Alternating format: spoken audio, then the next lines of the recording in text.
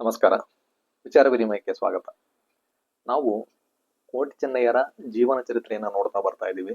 ನಮ್ಮ ಹಿಂದಿನ ವಿಡಿಯೋದಲ್ಲಿ ನಾವು ಕೋಟಿ ಚೆನ್ನಯ್ಯರು ಪಂಜಗುತ್ತಿಯಲ್ಲಿರುವಂತಹ ತಮ್ಮ ಅಕ್ಕ ಕಿನ್ನಿದಾರು ಅವಳ ಮನೆಗೆ ಹೋಗಿದ್ದು, ನಂತರ ಪಂಜದ ಬಳ್ಳಾಳದಂತಹ ಕೇಮರ ಬಳ್ಳಾಳರನ್ನು ಭೇಟಿ ಮಾಡೋದಕ್ಕೆ ಹೋಗಿ ಮಂತ್ರಿ ಚಂದುಗಿಡಿಯ ಕುತಂತ್ರಕ್ಕೆ ಒಳಗಾಗಿ ಅವರು ದಿಂಡುಮಲೆಯಲ್ಲಿ ಬಂಧಿತರಾಗ್ತಾರೆ. ಅಲ್ಲಿಯವರೆಗೂ ನೋಡಿದ್ವಿ. ಮುಂದೆ ಏನಾಗುತ್ತೆ ಅನ್ನೋದನ್ನ ನಾವು ಈ ವಿಡಿಯೋದಲ್ಲಿ ನೋಡೋಣ. ಪಂಜದ ಮಂತ್ರಿಯಾದಂತಹ ಚಂದುಗಿಡಿಯ ಕುತಂತ್ರದಿಂದ ಕೋಟಿ ಚೆನ್ನಯ್ಯರು ದಿಂಡುಮರಿಯಲ್ಲಿ ಬಂಧಿತರಾಗಿದ್ದಾರೆ. ಈಗ ಅವರಿಗೆ ಒಂದು ಕಡೆ ಕೋಪ, ಇನ್ನೊಂದು ಕಡೆ ಚಿಂತೆ. ಅವರ ಮನಸ್ಸಿನಲ್ಲಿ ಹಲವಾರು ಯೋಚನೆಗಳು ಮೂಡ್ತಾ ಇರುತ್ತೆ. ನಾವು ನ್ಯಾಯದ ಪರವಾಗಿ ನಿಂತು ಹೋರಾಡಿದ್ವಿ, ನಮಗೆ ಇವತ್ತು ಈ ರೀತಿಯ ಒಂದು ಪರಿಸ್ಥಿತಿ ಒದಗಿ ಬಂದಿದೆ.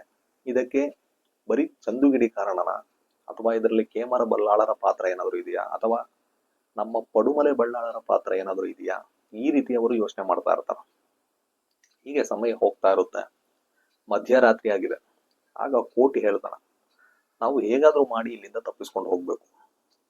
ಚೆನ್ನೈ ಏನ್ ಹೇಳ್ತಾನಂದ್ರೆ, ಅಣ್ಣ, ನೀನು ನಿನ್ನ ಸುರಿಯ ಏನಿದೆ ಅದರ ಮೊನೆಯಿಂದ ಈ ಒಂದು ಕಟ್ಟಡದ ಮಾಡು ಏನಿದೆ ಅದನ್ನ ಎತ್ತಿ ಹಿಡಿದ್ರೆ ನಾನು ಈ ಗೋಡೆಯನ್ನು ಒಡೆದಾಕ್ತೇನೆ ಅಂತ ಹೇಳಿದಾಗ, ಸರಿ ಅಂತ ಇಬ್ರು ತಮ್ಮ ಕುಲದೇವರಾದಂತಹ ನಾಗಬ್ರಹ್ಮನನ್ನ ಪ್ರಾರ್ಥನೆ ಮಾಡಿಕೊಂಡು ಕೋಟಿ ತನ್ನ ಸುರಿಯದ ಮೊನೆಯಿಂದ ಆ ಮಾಡನ್ನ ಎತ್ತಿ ಹಿಡಿತಾನೆ.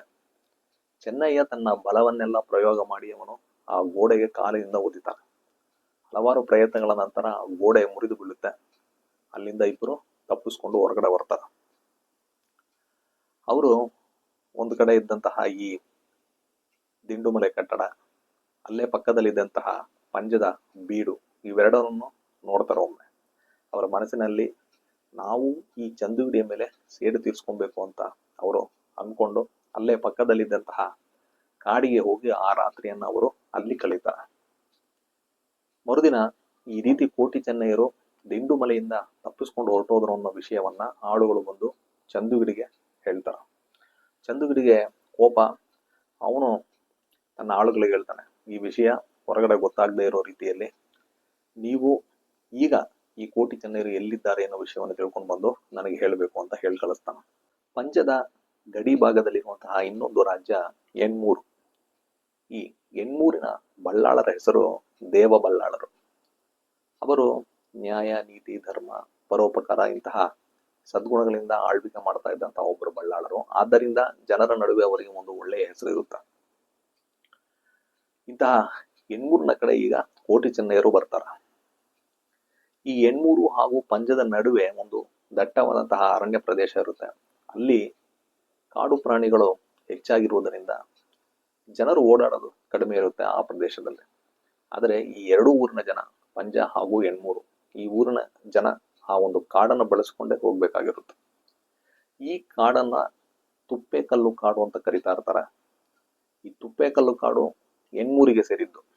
ಆದರೆ ಈ ಪಂಜದ ಚಂದುಗಿಡಿ ಮಂತ್ರಿಯಾದ ನಂತರ ಅವನು ಏನ್ ಮಾಡ್ತಾನಂದ್ರೆ, ಈ ತುಪ್ಪೆಕಲ್ಲು ಕಾಡನ್ನ ಪಂಜಕ್ಕೆ ಸೇರಿಸಬೇಕು ಅನ್ನೋ ಕಾರಣಕ್ಕೋಸ್ಕರ ಅಲ್ಲಿ ಇದ್ದಂತಹ ಗಡಿ ಕಲ್ಲು ಅದನ್ನ ಕಿತ್ತು ಬೇರೆ ಕಡೆ ನೆಟ್ಟು ಈ ತುಪ್ಪೆಕಲ್ಲು ಪಂಜಕ್ಕೆ ಸೇರುವ ಹಾಗೆ ಅವನು ಮಾಡ್ತಾನೆ. ಈ ವಿಷಯ ಎಣ್ಮೂರಿನ ಜನರಿಗೆ ಗೊತ್ತಾದಾಗ ಅವರು ಕೋಪ ಬರುತ್ತೆ, ಅವರಿಗೆ ಬೇಸರ ಆಗುತ್ತೆ. ಆದರೆ ದೇವ ಬಲ್ಲಾಳರು ಜಗಳ ಬೇಡ ಅನ್ನೋ ಕಾರಣಕ್ಕೆ ಆ ಜನರನ್ನ ಸಮಾಧಾನ ಮಾಡ್ತಾರ. ಆದ್ರೆ ಜನರ ಮನಸ್ಸಲ್ಲಿ ಏನಿರುತ್ತೆ ಅಂದ್ರೆ, ಯಾವತ್ತಾದ್ರೂ ಒಂದಿನ ಪಂಜದ ಹಾಗೂ ಎಣ್ಮೂರಿನ ನಡುವೆ ಜಗಳ ಆಗುತ್ತೆ, ಆಗ ನೋಡ್ಕೊಳ್ಳೋಣ ಅಂತ ಅವರು ಸುಮ್ಮನಾಗಿರ್ತಾರ. ಈ ತುಪ್ಪೆಕಲ್ಲು ಕಾಡು ಏನಿದೆ ಅದಕ್ಕೆ ಸಮೀಪದಲ್ಲೇ ಇರುವಂತಹ ಒಂದು ಸಣ್ಣ ಊರು ಈ 50 ಗುತ್ತು ಅಂತ. ಇಲ್ಲಿ ಹಲವಾರು ಜನ ವಾಸ ಮಾಡ್ತಾ ಇರ್ತಾರೆ. ಯಾವಾಗ ಪಂಜದವರು ತುಪ್ಪೆಕಲ್ಲು ಕಾಡನ್ನ ಆಕ್ರಮಣ ಮಾಡ್ಕೊಳ್ತಾರೋ, ಇಲ್ಲಿದ್ದಂತಹ ಅಂದ್ರೆ 50 ಗುತ್ತಿನಲ್ಲಿದ್ದಂತಹ ಜನಕ್ಕೆ ಇವರು ಆಗಾಗ ಬಂದು ತೊಂದರೆ ನೀಡ್ತಾ ಇರ್ತಾರೆ. ಅದರಿಂದ ಅಸಮಾಧಾನಗೊಂಡಂತಹ ಅಲ್ಲಿನ ಜನ ಆ ಜಾಗವನ್ನು ಬಿಟ್ಟು ಬೇರೆ ಕಡೆ ಹೊರಟೋಗ್ತಾರ. ಹೀಗೆ ಆ 50 ಗುತ್ತು ಏನಿದೆ ಅಲ್ಲಿ ಜನರು ಇಲ್ಲದೆ ಇರುವ ಕಾರಣ ಕಾಡು ಬೆಳೆದು ಆ ಊರಿನಲ್ಲಿ ಯಾರು ಇರೋದಿಲ್ಲ. ಪಡುಮಲೆಯ ಕೋಟಿ ಚೆನ್ನಯ್ಯರನ್ನ ಪಂಜದ ಮಂತ್ರಿಯಾದಂತಹ ಚಂದುಗಿಡಿ ಬಂಧಿಸಿ ದಿಂಡುಮಲೆಯಲ್ಲಿ ಇಟ್ಟಿದ್ದಾನೆ ಎನ್ನುವ ವಿಷಯ ಎಣ್ಮೂರಿನ ದೇವ ಬಲ್ಲಾಳರಿಗೆ ಗೊತ್ತಾಗುತ್ತೆ. ಆ ಎಣ್ಮೂರಿನ ಸೈನ್ಯಾಧಿಕಾರಿಯಾಗಿದ್ದಂತಹ ಊರ ಚೆನ್ನಯ್ಯ ಅವನು ಮತ್ತು ಕೆಲವರೆಲ್ಲ ಬಳ್ಳಾಳ ಹತ್ರ ಬಂದು ಈ ರೀತಿ ಕೋಟಿ ಚೆನ್ನಯ್ಯನ್ನ ಬಂಧಿಸಿ ಇಟ್ಟಿದ್ದಾರೆ, ನೀವು ಅಪ್ಪಣೆ ಕೊಟ್ರೆ ನಾವು ಹೋಗಿ ಅವ್ರನ್ನ ಬಿಡಿಸ್ಕೊಂಡು ಬರ್ತೀವಿ ಅಂತ ಹೇಳ್ತಾರ. ಆಗ ದೇವ ಬಲ್ಲಾಳರು ಏನ್ ಹೇಳ್ತಾರಂದ್ರೆ, ನೀನು ಮತ್ತೆ ಇನ್ನು 4 ಜನರನ್ನ ಕರ್ಕೊಂಡು ಹೋಗಿ ಕೇಮರ ಬಲ್ಲಾಳರನ್ನ ಭೇಟಿ ಮಾಡು, ನಾನು ಹೇಳಿದೆ ಅಂತ ಹೇಳಿ ಕೋಟಿ ಚೆನ್ನಯ್ಯನನ್ನ ಎಣ್ಮೂರಿಗೆ ಕಳಿಸಿಕೊಡ್ಬೇಕು ಅಂತ ಕೇಳ್ಕೊ ಅನ್ನೋ ರೀತಿಯಲ್ಲಿ ಹೇಳಿ ಕಳಿಸ್ತಾರ. ಈಗ ರಾತ್ರಿಯನ್ನ ಕಾಡಿನಲ್ಲಿ ಕಳೆದಂತಹ ಕೋಟಿ ಚೆನ್ನಯ್ಯರು ಈ ತುಪ್ಪೇಕಲ್ಲು ಕಾಡನ್ನ ಪ್ರವೇಶ ಮಾಡ್ತಾರ. ಅಲ್ಲಿ ಹಲವಾರು ಗಡಿ ಕಲ್ಲುಗಳಿರುತ್ತೆ. ಅಲ್ಲಿದ್ದಂತಹ ಒಂದು ಶಾಸನವನ್ನು ಚೆನ್ನಯ್ಯ ಓದ್ತಾನ. ಅದರಲ್ಲಿ ತುಪ್ಪೇಕಲ್ಲು ಕಾಡು ಎಣ್ಮೂರಿಗೆ ಸೇರಿದೆ ಎನ್ನುವ ವಿಷಯ ಅವನಿಗೆ ಗೊತ್ತಾಗುತ್ತೆ. ಆಗ ಅವನು ತನ್ನ ಅಣ್ಣನಾದಂತಹ ಕೋಟಿ ಹತ್ರ ಹೇಳ್ತಾನ, ಅಣ್ಣ, ಈ ಕಾಡು ಏನಿದೆ ತುಪ್ಪೇಕಲ್ಲು ಕಾಡು, ಇದು ಎಣ್ಮೂರಿಗೆ ಸೇರಿದ್ದು.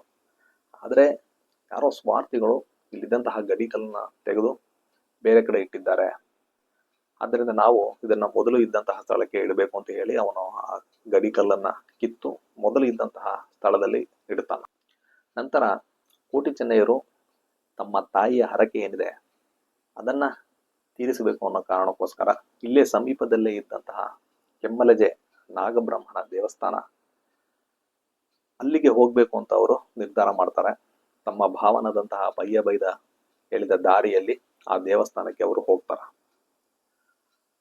ಈ ನಾಗಬ್ರಹ್ಮನ ದೇವಸ್ಥಾನದಲ್ಲಿ ಅರ್ಚಕರು ಆಗ ತಾನೇ ಪೂಜೆಯನ್ನೆಲ್ಲ ಮುಗಿಸಿ ಬಾಗಿಲನ್ನ ಹಾಕಿ ಅವರು ಬರ್ತಾ ಇರ್ತಾರೆ. ಕೋಟಿ ಚೆನ್ನಯ್ಯರು ಅವರಿಗೆ ಎದುರಾಗ್ತಾರ.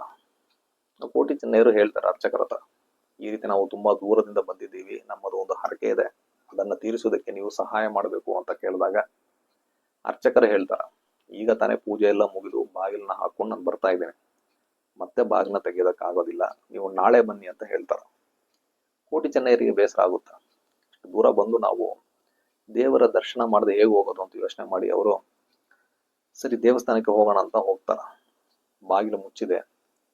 ಅವರು ಆ ದೇವಸ್ಥಾನದ ಮುಂದೆ ಮಂಡಿಯೂರಿ ಕುಳಿತು ದೇವರಲ್ಲಿ ಭಕ್ತಿಯಿಂದ ಪ್ರಾರ್ಥನೆ ಮಾಡ್ಕೊಳ್ತಾರ.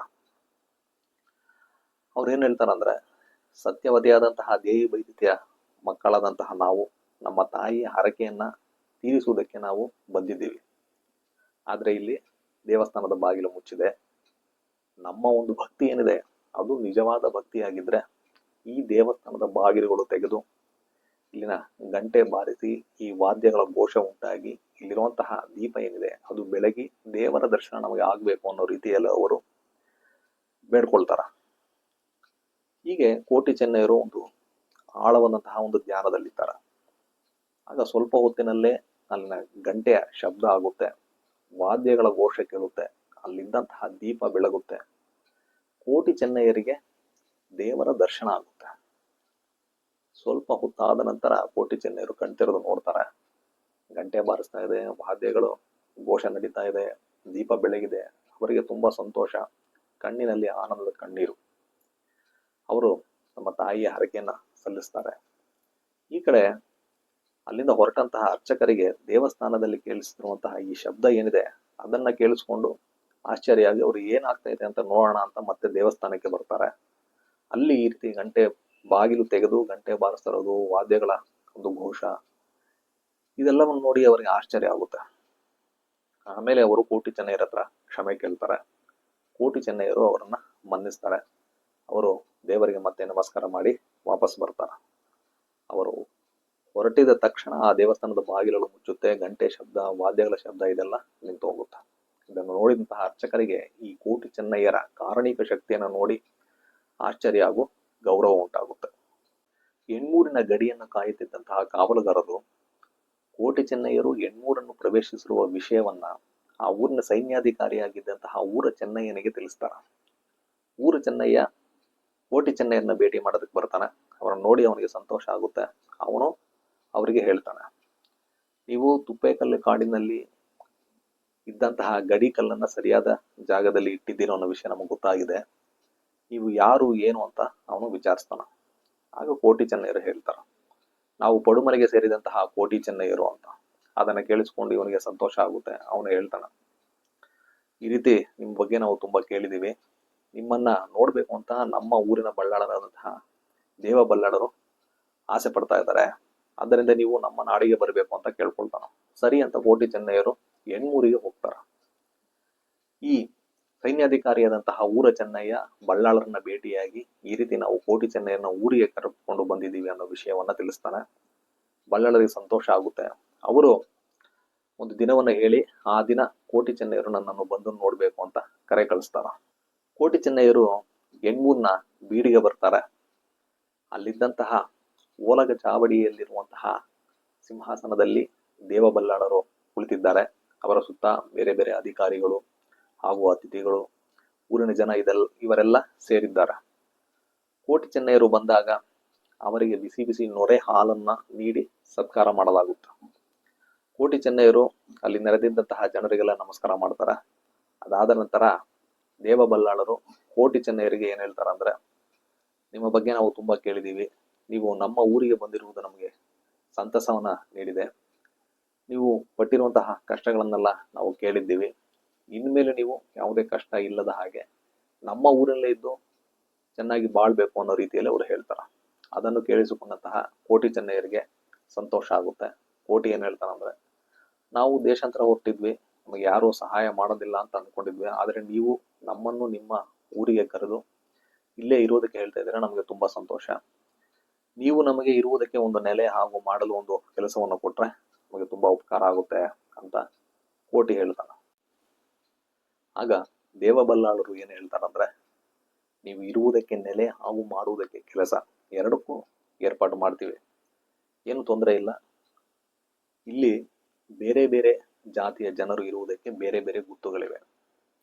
ನಿಮ್ಮ ಜಾತಿಯ ಜನ ಇರುವಂತಹ ಅಟ್ಟಿಲ್ಲು ನಟ್ಟಿಲ್ಲು ಬರ್ಕೆ ಅಲ್ಲಿ ಬೇಕಾದ್ರೆ ನೀವು ಇರ್ಬೋದು, ಇಲ್ಲ ನಿಮ್ಗೆ ಬೇರೆ ಜಾಗ ಬೇಕು ಅಂದ್ರೂ ಸಹ ಅದನ್ನ ನಾವು ಕೊಡ್ತೀವಿ ಅಂತ ಹೇಳ್ತಾರ.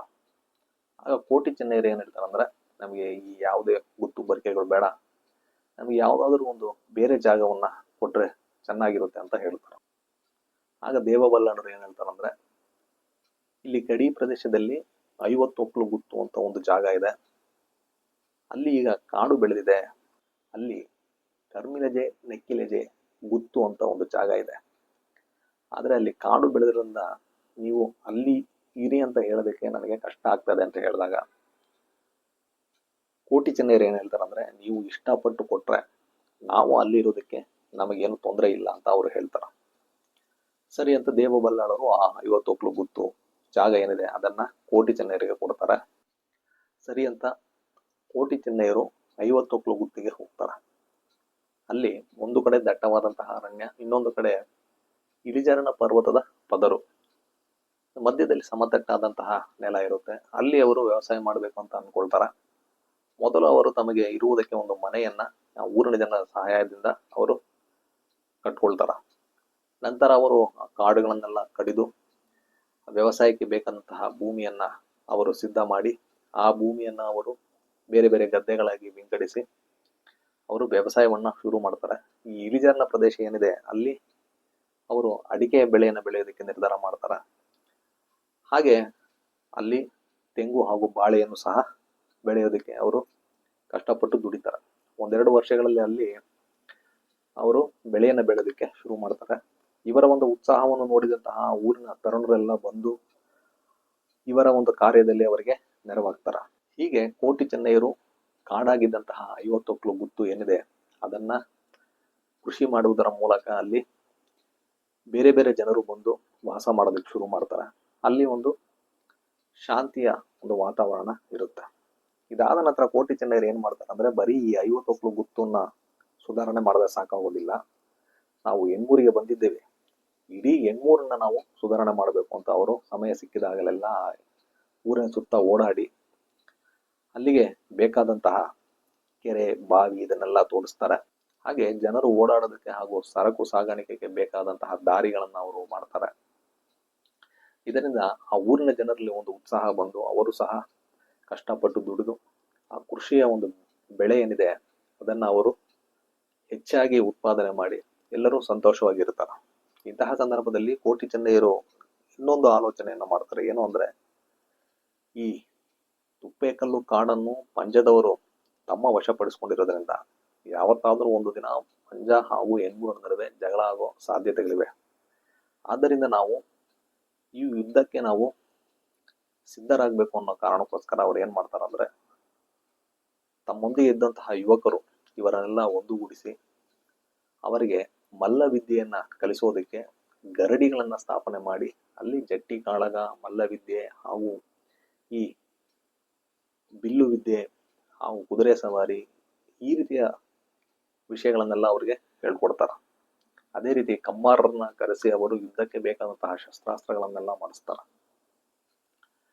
ಈ ರೀತಿ ಒಂದು ಕಡೆ ಆ ಊರಿನ ತರುಣರು ಈ ಜಟ್ಟಿ ಕಾಳಗ, ಮಲ್ಲವಿದ್ಯೆ ಇದನ್ನೆಲ್ಲ ಕಲಿತಾ ಇದ್ರೆ, ಇನ್ನೊಂದು ಕಡೆ ದೇವಸ್ಥಾನಗಳು ಹಾಗೂ ನಾಗಸ್ಥಾನಗಳು ಇವೆಲ್ಲಕ್ಕೂ ಸುಣ್ಣ ಬಣ್ಣ ಬಳಿದು ಒಂದು ಹೊಸ ರೂಪವನ್ನ ಜನರು ನೀಡ್ತಾ ಇರ್ತಾರ.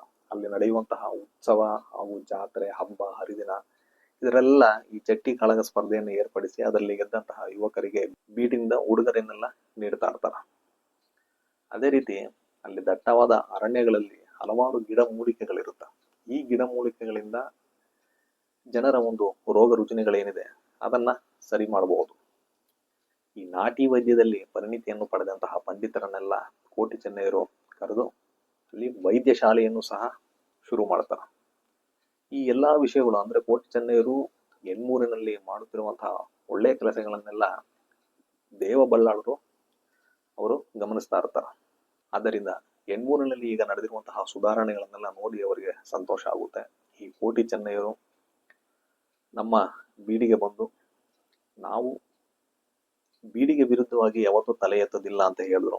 ಅವರ ಒಂದು ಸ್ವಾಮಿ ನಿಷ್ಠೆ ಏನಿದೆ ಅದನ್ನ ನೋಡಿ ದೇವಬಲ್ಲಾಳರಿಗೆ ಸಂತೋಷ ಆಗುತ್ತೆ.